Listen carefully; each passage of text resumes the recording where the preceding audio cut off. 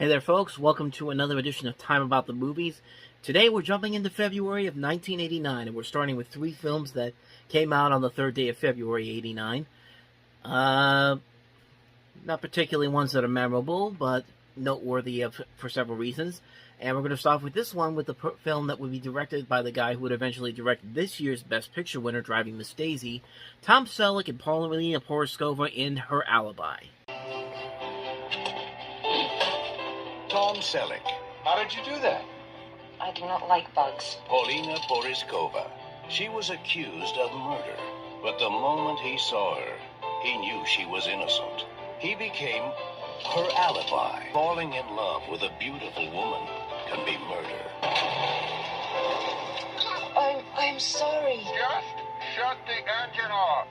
Please. Is she guilty? Did you kill that man? Her freedom would be practically guaranteed by your death. We're innocent. Maybe I did kill him. Is she ruthless? You think she's really trying to kill you? Keep still or I'll cut you. Or harmless. Sometimes she seems like a lost child. Who are you? I wish I could tell you. Is he her target? Ah! Am I interrupting something here? Don't pull it out! It's coming! It's coming! She's an animal. Okay, I think we get the point right there. Yeah, Her Alibi was not a very good movie, and to be quite honest, Tom Selleck, back when Magnum P.I. ended, didn't really pick a whole lot of good leading roles. I mean, he picked some really bad movies. He did pick some decent movies here and there, Quickly Down Under, In and Out, that type of stuff, but movies like this, yeah, they were pushing a little bit, and this was just one of those movies that it doesn't really know what it really wants to be. I don't know if it wants to be like a straight-up romantic comedy or some kind of a little bit of a mysterious thriller aspect to it, because you don't know if Paulina Porizkova really did commit this murder or not. But yeah, I don't think it's a movie that really paid off in the end. And like I said, it was quickly forgotten. It did make back its money back at the box office. It was only a $15 million budget.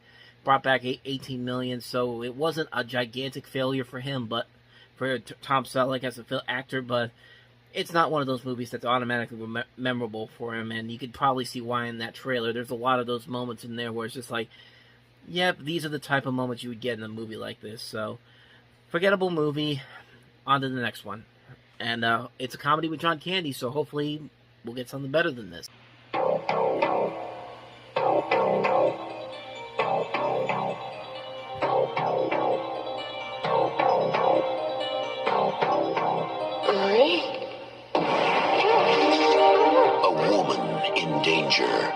A fortune in ransom. I don't care what they want. I'll pay anything. A mystery in the making. You don't know anything about this kidnapping, do you? There's only one man tough enough to intimidate the suspects, smart enough to uncover the clues, brave enough to catch the kidnappers. Who is that? Harry Crumb. That's right, the Harry Crumb. He's coming on strong. He's coming through. And he's coming to a theater near you. Harry Crumb. John Candy. Looks like this one get a little rough. Who's Harry Crumb? Who's Harry Crumb? Certainly not as memorable as some of Candy's other comedies of the time, Planes, Trains, and Automobiles, Uncle Buck, The Great Outdoors. So that must mean it's a bad movie, right? Well, not really. I've seen it maybe once or twice, and I kind of enjoy it for what it is. It's not a groundbreaking comedy. It's not one of those comedies that's going to be remembered as much, but I think it's more underrated than I think a lot of people give it credit for. There are moments in this where they're clearly trying, and sometimes they do hit bullseyes in this. This has got a really good cast involved with this. Candy, of course. Annie Potts is in this. Glenn Headley. Yeah, I was way off on that last one. Not Glenn Headley. I'm talking about Jeffrey Jones. The person I was thinking of before was Glenn Shaddix, who was also in Beetlejuice with Jeffrey Jones, but he's not in this movie either. But Jeffrey Jones is in this movie. My head's getting screwed up there a little bit. But, yeah, it's, like I said, Annie Potts, Jeffrey Jones is in this, Shawnee Smith, Jim Belushi has a cameo in this. And it's a pretty decent movie. I won't say it's a great movie all around, but I think it has more funny moments that it's letting on. And NBC actually produced this movie too, and they haven't made a whole lot of movies that went to theaters like this. I know ABC used to have like a studio where they put movies out in theaters, but this is the only one that I know of that NBC has put out in theaters. There could be some other ones in there that I don't know right off the top of my head. But if we get to those, I'll definitely bring that up. But yeah, this movie's actually not that bad. Not a great movie overall, but it's a funny movie. I'll give it more credit than I think it deserves. So definitely check it out if you can get a chance to see it.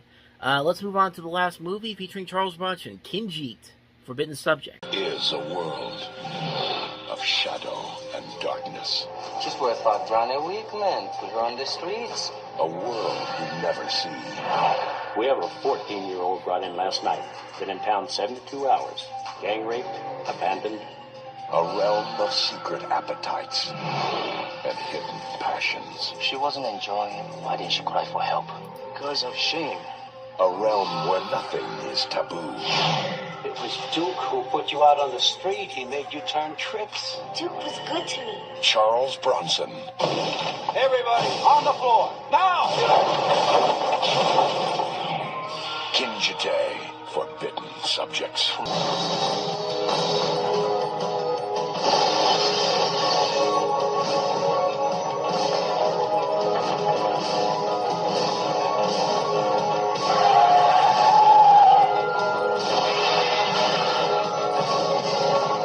Charles Bronson.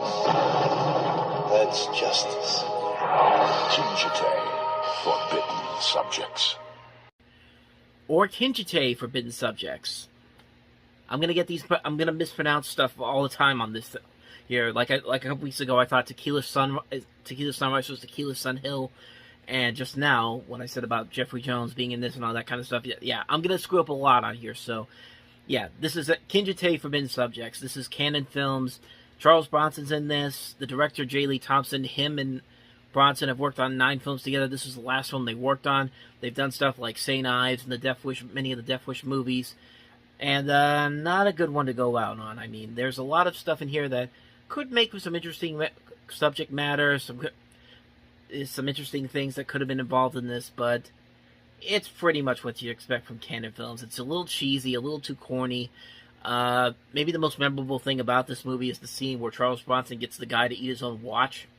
And I don't know if that was supposed to be taken seriously or it's not, but I laughed my ass off when I saw that the first time. But, yeah, but that's the only thing I can remember from this movie. Then this movie probably didn't do the best job it could. So, Kinjite, Forbidden Subjects. Probably one that's not going to be remembered too much. And even for Canon Films, there are much better films by them that are just as cheesy and as corny that are probably much better than this movie is. So, yeah. So that's Kinjite, Forbidden Subjects. 3 more movies open up this weekend, the biggest one of them being The Fly 2, and considering how much the first Fly was such a big critical and financial success, you would think they would put as much care and love into the sequel as they did with the first movie. Well, not so much. Listen. Do you hear it? It's getting closer. Much closer. Don't be afraid. Be very, very afraid. You could finish your father's work. You're as brilliant as he was. Something odd is happening to me, and I don't know what it is.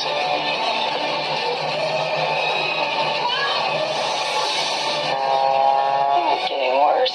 I'm getting better.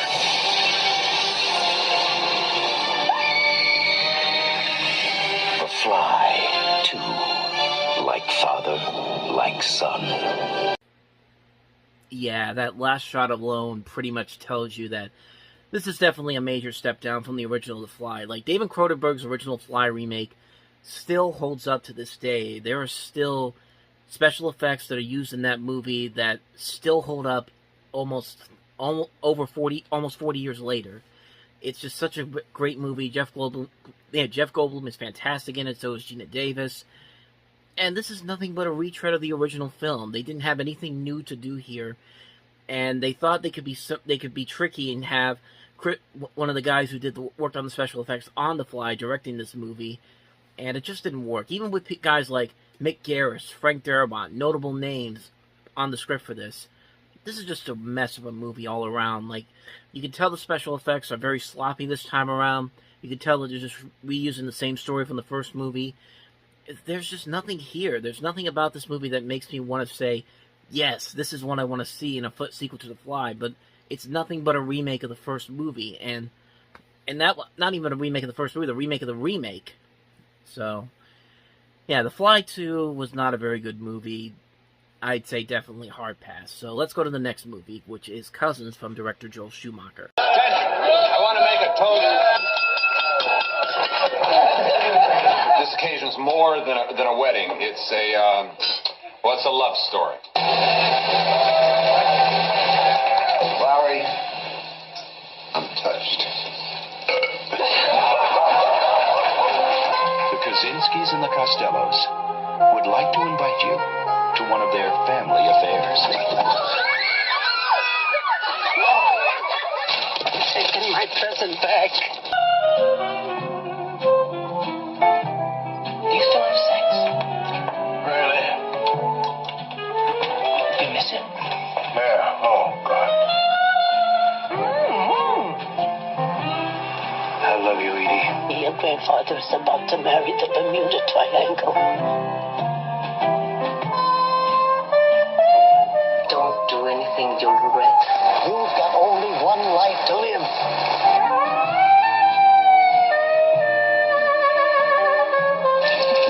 We're gonna be back. We're gonna be so bad.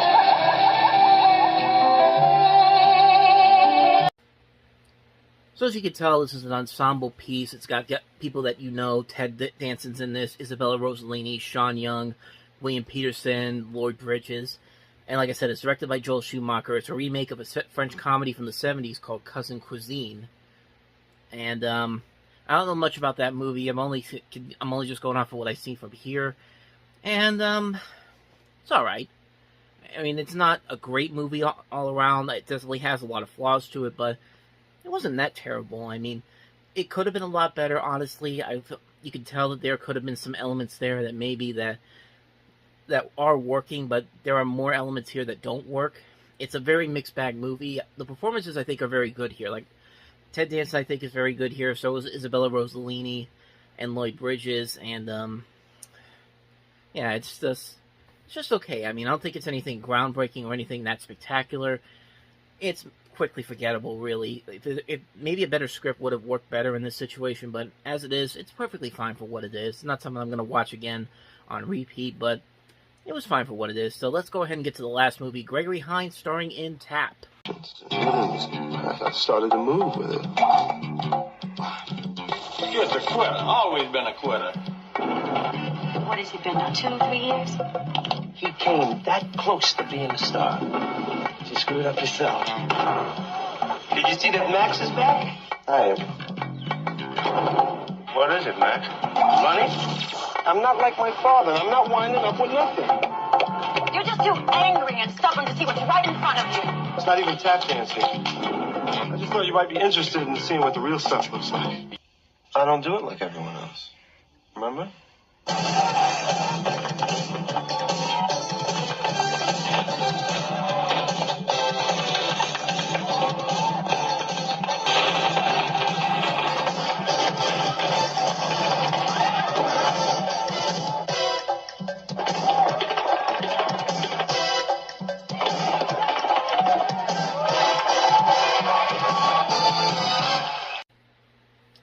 Directed by the same man that did The Last Starfighter and The Boy Who Could Fly, Nick Castle.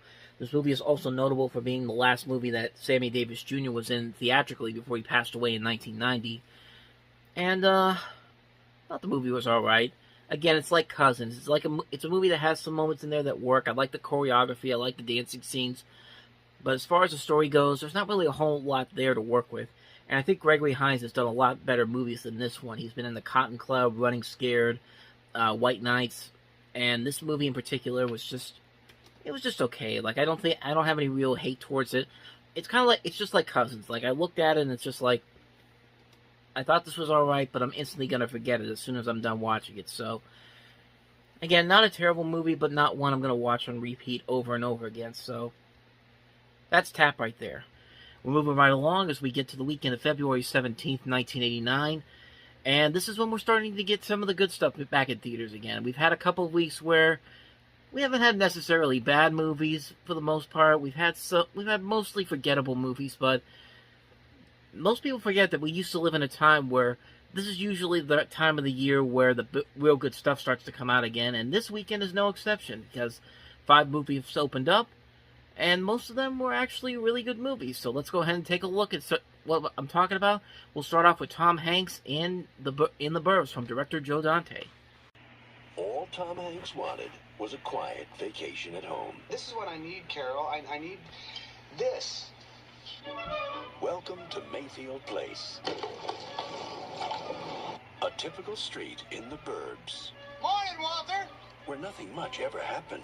Walter's dog just took a dump on Rumsfeld's lawn again. Until the Klopeks moved in. Klopex? Klopex. Klopek. No one goes in, no one comes out. Neighbors from hell. It was a nice place to live. He said he thinks the Klopeks are evil incarnate. Well, you're much too smart to fall for that, aren't you, honey? But now, Carol. you wouldn't want to visit there. Ray, this is Walter. The Burbs. I'm going over the fence, and I'm not coming back till I find a dead body. God, I love this street. Tom Hanks. I think we are overreacting. No. The Burbs. It's one hell of a neighborhood. Hey, honey, I think we should move. Yeah, this was Tom Hanks' second movie he made after Big made him a superstar. First was Punchline, which a lot of people don't like, but I don't know. I thought it was alright, but The Burbs is a very funny movie. It's a very underrated Joe Dante film. It's very dark. Well, I wouldn't say very dark. It's dark, but it's trying to be like a mix between Beetlejuice and The Twilight Zone, but in a good way. Like, there are a lot of moments in here that are really funny. So the visual look of the film is very nice, and it's what you expect from Joe Dante. And this is a really great movie, a really funny movie. Tom Hanks is very good in this. You got Carrie Fisher also in this. Corey Feldman is also in this movie, amongst some other notable names like Bruce Dern, Henry Gibson, Brother Theodore are in this movie. And yeah, it's a really fun movie. It's a really fun, over-the-top comedy. Like I said, it's a very good movie. It's definitely one I would recommend, obviously, but like I said, it's a very funny movie, very enjoyable film. Can't recommend it enough. Definitely go ahead and check that out. So that's just one of the comedies that opened up on this weekend. The other comedy is another one that also wanted to become a cult classic, and that is, of course, Bill and Ted's Excellent Adventure. Motion picture so grand, so magnificent, and so vast, it spans 7,000 years. No way! Yes way! But it starts with Bill. I'm Bill S. Preston! Who was Joan of Arc? And Ted. Noah's wife? We're in danger of flunking most heinously tomorrow. A force from the future. Can we go anywhere we want at any time? You can do anything you want. Is putting history at their fingertips. Let's reach out and touch someone. They're traveling through time. How's it going, Royal Ugly Dudes? Put them in the Iron Maiden. Excellent! Lincoln. Party on, dudes! Socrates. George Carlin. We're history. If you guys are really us, what number are we thinking of? 69, dudes! Bill and Ted's Excellent! Excellent! Excellent Adventure. It's hard to believe there was a time that people actually thought this and Beavis and Butthead were going to be the downgrade of American society, and yet almost 30 years later we're looking at this and Beavis and Butthead and thinking, well, these movies and shows were actually a lot smarter than a lot of people give them credit for. And Bill and Ted's Excellent Adventure, I mean, what can you really say about this movie? It is stupid, it's over the top, it's goofy, but it has its own unique charm to it, and it's just funny, man. This is directed by Stephen Herrick, who would later go on to direct the 101 Dalmatians remake in '96, and of course this helped to launch Keanu Reeves and Alex Winter into stardom, and these two just work off of each other so well. Like, even in this movie, and even in future Bill and Ted movies. When these two work together on any Bill and Ted project, whether it's the movies or the animated series where they were the voices in the first season, it just works. It's a ton of fun. It's so ridiculously stupid, and I think these people know how stupid this is. But in a way, it's so honest about it. It has a unique charm, and it can be really smart satirical comedy too. Like, there's just so many moments in this and the sequel that are just so hilarious and just stand up with the test of time. And a lot of it was also in the last movie that came out recently, Bill and Ted Face the Music, which really broke that curse of sequels that come way decades after the last film was released. But we'll eventually get to those movies later on. But Bill and Ted's Excellent Adventure, what more can I say? It's goofy, silly, fun. It's definitely worth checking out. So let's go ahead and move on to the next movie, James Woods in True Believer. 2 reasons. He was walking very fast and his hand was shoved inside his jacket.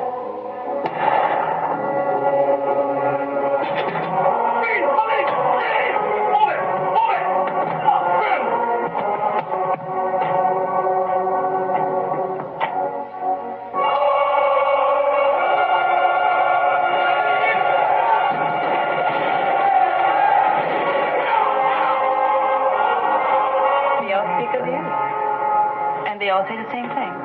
What do they say? Something you and Saga you do action up with. You do cases cheap. You can't be trusted if I pull out a loaded gun and... You're dead. Stammer, you're dead. Nobody died until I hear the truth. What makes a great mystery? I want to put the facts on trial. What makes a classic thriller? You're a dangerous man, Mr. Gunn. I hope so. What makes a true believer? Good fight is when you win. James Woods, Robert Downey Jr., True Believer. So here you have James Woods and Robert Downey Jr. and Kurtwood Smith and Kurt Fuller in this. This was directed by Josh Ruben, who also would later go on to do Sleeping with the Enemy, The Good Son, and Money Train. And Wesley Strick, who would go on to write several other movies such as Arachnophobia, Batman Returns. He did the remake of Cape Fear from Martin Scorsese, but he also did a really great Amazon show, The Man in the High Castle, not too long ago. So this guy's got a good resume in terms of the scripts that he's written. Also, this show also spun off a TV spin-off called Eddie Dodd, starring Treat Williams in the title role that James Woods plays in this movie. And True Believer is a by-the-numbers courtroom drama, but still a pretty good courtroom drama. The casting in this works well enough. The actors do a very good job acting with a pretty much generic script, but overall, yeah, it's an enjoyable movie. It's not one I would say I'd watch on repeat. It's not one of the best courtroom dramas ever made, but for the most part, it's alright for what it is. It's a pretty good movie. I'd say definitely check it out if you get a chance to. So, that's True Believer. Let's move on to Denzel Washington and Robert Townsend in The Mighty Quinn. Guess who's coming to dinner? Natty dreadlocks. Guess who's coming to dinner? The Islands, Yeah, man. I'm just coming in for... where the ladies are mighty fine. The life is mighty nice. Bobby, a brother trust a brother. And the law No, you in trouble, man. is the mighty Quinn. You have a license for that?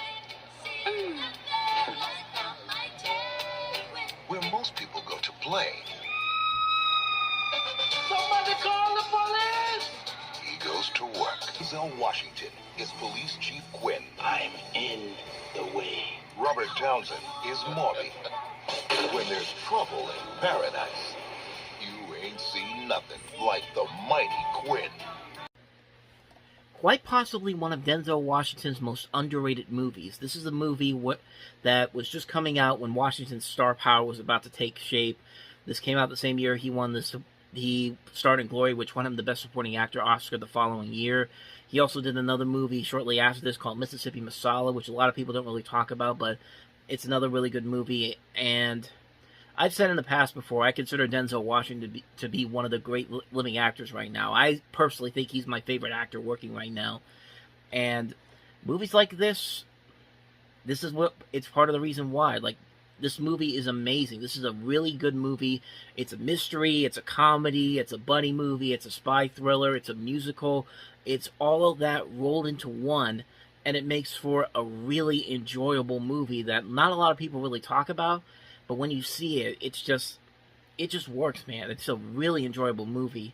Definitely check it out if you haven't seen it already. The Mighty Quinn, directed by Carl Schneckel. It also has Mimi Rogers, M. Emmett Walsh, Cheryl Lee Ralph, and as I said before, Robert Townsend's in this movie. Just a great, great movie all around. Very underrated film from Denzel Washington. Definitely check it out if you haven't seen it already. So let's get on to the last movie, which is Paper House. Do you remember anything about the real world? This is the real world. I know, Mark. I know him from my dreams. He's come for us. Who? It's Dad! Don't let him in. It's only a drawing, Anna. Come on.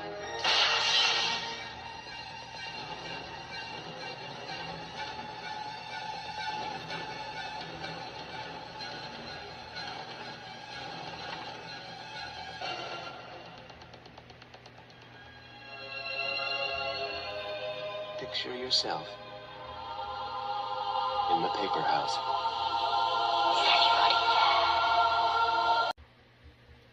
Yeah, sorry for the sucky video quality on that one. That was the only bit of footage I could find on there that was as clean as I could get it in terms of the trailer. This is actually a movie that hasn't been released to DVD or Blu-ray here in the U.S. It's only been available outside of the U.S., but from the little bit I've seen here, this movie looks pretty promising. This is directed by Bernard Rose, who would go on to make Candyman, the original Candyman with Tony Todd. And, like I said, I haven't seen this movie because it's really hard to find, but from the little bit I've seen here, it looks pretty promising. This looks like something, it looks kind of like a mix between Terry Gilliam and Terry Pratchett coming together, like these incredible, unique visuals that are in this movie. The acting looks like it could be really good. And it's a very interesting dark fantasy film. And like I said, I haven't seen the movie before, largely because it's kind of hard to find. But it came out this weekend, so I feel like I might as well talk about it. I definitely want to see it at some point. Maybe if I can find an international copy online that'll work on my player, any of my DVD players or Blu-ray players, I'll definitely check it out. But yeah, it looks pretty promising for what it is. If anybody has seen this movie, Paper House, let me know in the comments below. Well, I hope you folks are in for not an impressive week, because this is not an impressive week for new releases. Welcome to Time About the Movies. We're looking at the last weekend of February 1989, February 24th. And looking at the list here, there is not a lot of options here. So, most of these movies I have never even heard of. I haven't even seen them, but I mean, we'll talk about them real quickly. So, let's go ahead and get this one over with. I'm not looking forward to this one at all, honestly. But we gotta do this. We gotta get through these bad weeks. So let's start with the first movie this weekend that came out, which was American Ninja 3: Blood Hunt. The ninja is a world of mystery, and only the best can master its secrets. Now, a new strength has joined the competition. Representing the United States of America, you made the cover of Inside Karate this month. This Cunningham is in our way. He's ninja. Thrust into a dangerous arena of double dealing, the champion must now become a warrior and prove himself faster, stronger, braver than a force of super ninja. It's time for action.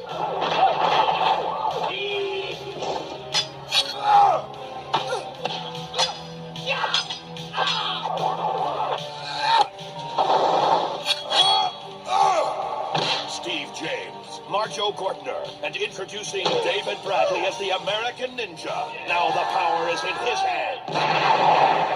American Ninja 3: Blood Hunt. This is the first American Ninja movie to not have Michael Dudikoff in there. Steve James, who was in the last movie, is in this one though. And like I said, that's pretty much all I know about this one.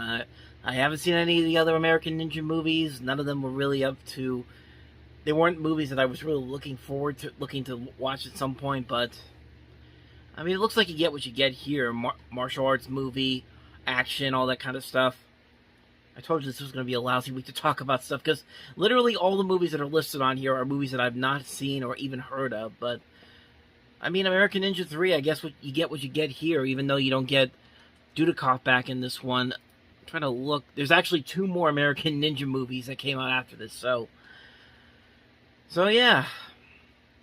Not really much of a review on American Ninja 3, as much as I could tell, so let's go ahead and move on to the next movie, and the next movie is Burt Rigby, You're a Fool.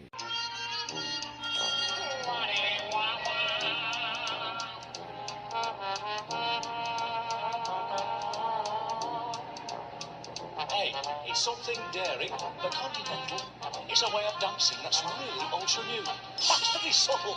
The Continental, because it does what you wanted to do. Strangely enough, this movie in particular was the only one of the new releases that I looked at and I thought, this could actually be worth something. I mean, it looks like that Carl Reiner is trying to do like a musical type of comedy, like the type they used to do back in the 30s and 40s. But, like I said, I can't really say about it, but it looks promising enough. It's got a good cast: Robert Lindsay, Robbie Coltrane, Bruno Kirby, Corbin Burnson, and Bancroft is in this. And, I do like Carl Reiner movies. He also made The Jerk. He made Oh God. He made Fatal Instinct. He made Dead Men Don't Wear Plaid, Summer School, Summer Rental. He's a decent director, and this actually looks pretty promising. I've not heard the best stuff about this movie, but overall, it doesn't really look that bad to me. That might be one I'll definitely go ahead and check out. Burt Rigby, You're a Fool. Looks like it could be interesting. So, let's go ahead and move on to the next movie, a Troma movie for once, as we look at The Toxic Avenger Part 2. He was the first superhero from New Jersey. He came to Tromaville and single-handedly wiped out crime, corruption, and chemical waste. The name's Avenger. That toxic Avenger.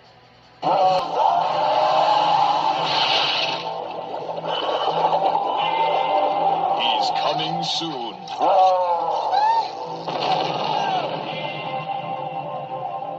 The Toxic Avenger, Part 2. What else do I even need to say about this movie? It looks completely ridiculous. It looks completely over the top. But then again, that's what you expect from Troma Film. They are known for going as insane as they can, as crazy as they can. And the end result speaks for itself. It looks like a bizarre, strange, really weird, over-the-top movie.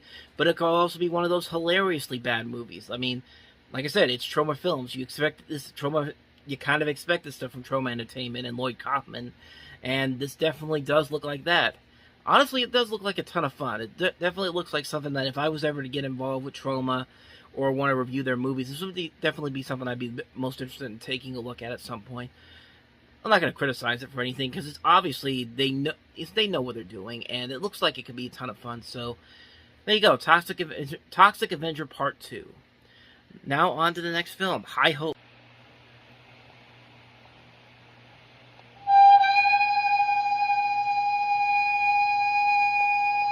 What's that?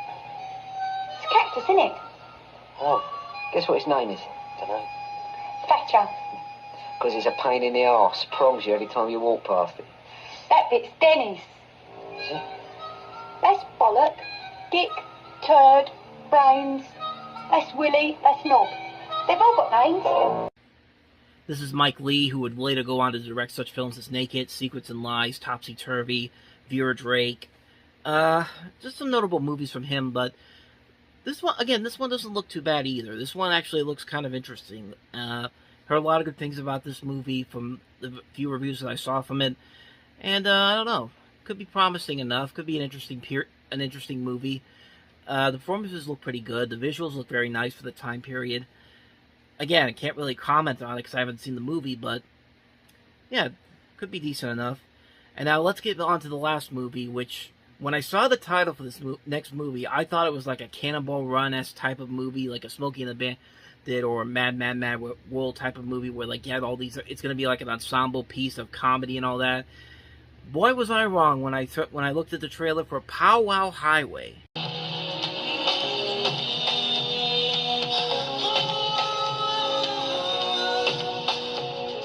Fidel, I want to buy one of your fine ponies.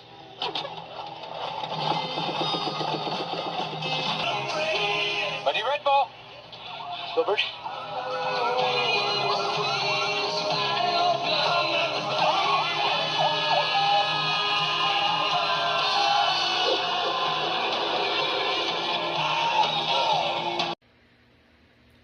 definitely not the type of comedy I thought it was going to be when I heard that title. But, once again, another movie that looks pretty interesting from that trailer alone. Some good critical reviews. I know Roger Ebert and Gene Siskel liked it enough to put it on there. I think one of them put them... No, they didn't put it on their top 10 list for that year, but it was on one of the video picks of the week in the 90s whenever they talked about... I can't remember the name of it now. I just had it in my hand. Thunderheart was what I was thinking of. Thunderheart was the name of the movie. This is produced by George Harrison, though. I don't know if it's the same George Harrison from the Beatles. Oh, it is the same George Harrison from the Beatles. I'm actually looking at the Wikipedia page right now for the movie, just to make sure I'm getting my notes and everything. A. Martinez is in this. Wes Studi and Graham Greene, who would later go on to have bigger roles in movies like Dances with Wolves, and movies similar to this, were actually in this movie as smaller roles. And like I said, definitely looks promising. Definitely looks like it has a lot that it could work with. Probably not one I'm going to check out right away, but if it's available somewhere for free and I have nothing else to watch, I'll definitely check it out at some point. So there you go. That was the last weekend of February of 1980.